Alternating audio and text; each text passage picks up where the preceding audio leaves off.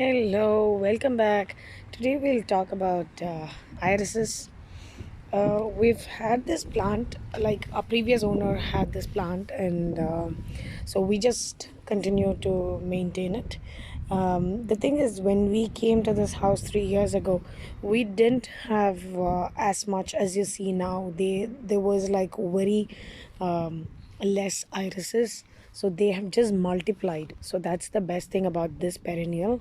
So you just do nothing about them, like you just add a little bit of topsoil, not lots. They like their bulbs or their upper stems to be very close to the ground, so just do nothing and add a fertilizer during their flowering season. I add a slow fertilizer, soluble fertilizer, and so that is all I do. So at the beginning of the season, and when they are done in the fall, add some fertilizer, and like an all-purpose fertilizer, and you can see how they have doubled. So initially we just had this bud here, this bud down here. This is the one that we had, but now we ended up having a whole lot. Probably we are thinking to divide and give it to someone, or place it in our backyard. That's about it. So you can see how they have multiplied. We only started with a couple of stems, so now they have just multiplied. So they stay good over about for a couple of weeks and a little more than 2 weeks. So I still see, do you see, these are the some of the first birds that just came up, and this is one of I think I still have two more buds in each. So here you see two more buds, so which means it might take a week, so and then they might bloom.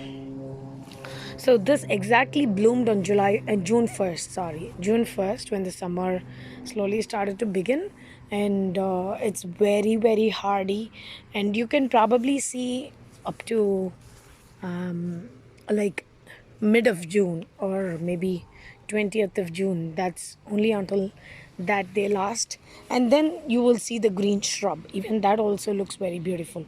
So don't trim them down, or don't do any taking out the dead stems. Don't do anything of that. Just leave them to dry, and only next year in the early spring, that is in April or May, you can try cutting them a little bit, and then they'll come back.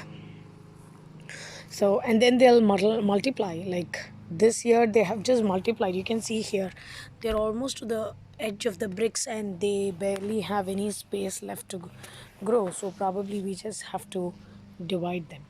So this is about irises, and I do have some irises at the back.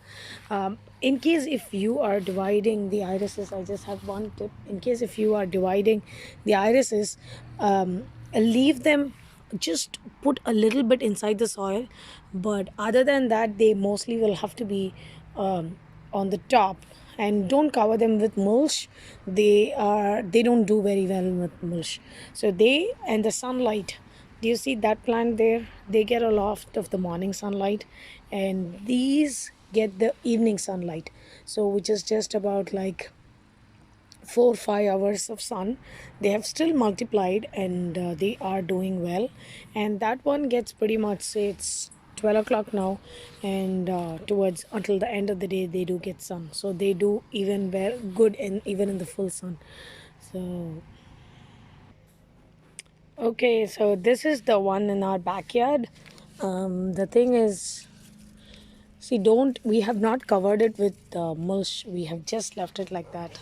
And if you cover them a lot, you will end up seeing something like this, like more yellowish. Do you see this?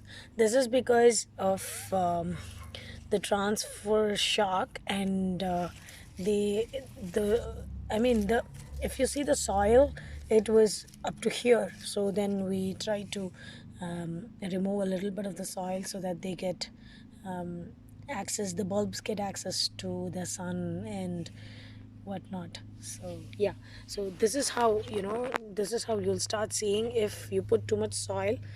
So just leave a little bit at the bottom, and then they'll be good. they are happy flowers, so they just come back, they don't fuss about anything.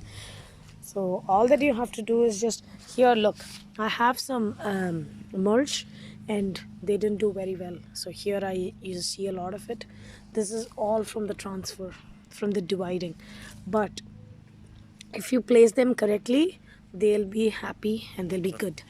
That is, hope this video was useful. Enjoy planting.